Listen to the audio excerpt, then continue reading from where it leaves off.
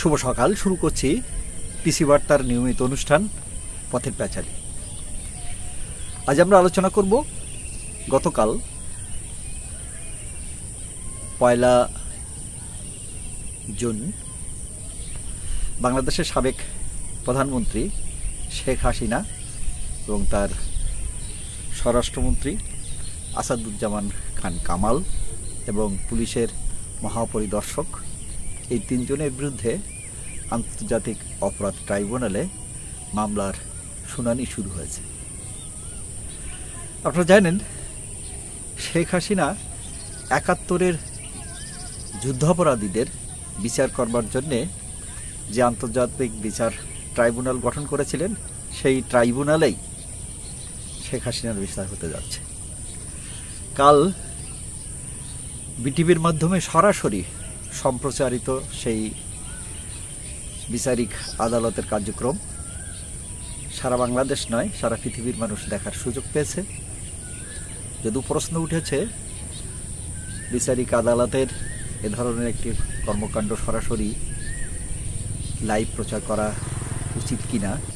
১৩৫ পাতার একটি অভিযোগপত্র দাখিল করা হয়েছে এবং সেই অভিযোগপত্রের প্রমাণের অনুকূলে ৭৭৪ পৃষ্ঠার প্রমাণাদি, দলিলপত্র, ভিডিও অডিও রেকর্ডিং, টেলিফোনের আলাপচারিতা ইত্যাদি নিদর্শন সব মিলিয়ে ৮,০০০ পৃষ্ঠার এই অভিযোগপত্র দাখিল করা হয়েছে। এই আদালত জুলাই আগস্ট যে ছাত্র জনতার অভ্যুত্থান, সেটাকে বিপ্লব হিসাবে চিহ্নিত করেছেন। এটা সমাজবিজ্ঞানের শিক্ষার্থী হিসাবে আমার কাছেও একটা প্রশ্ন দেখা দিয়েছে। বিপ্লব আর অভ্যুত্থানের মধ্যে একটি নীতিগত, আদর্শগত এবং চরিত্রগত ভিন্নতা তো নিশ্চয়ই রয়েছে।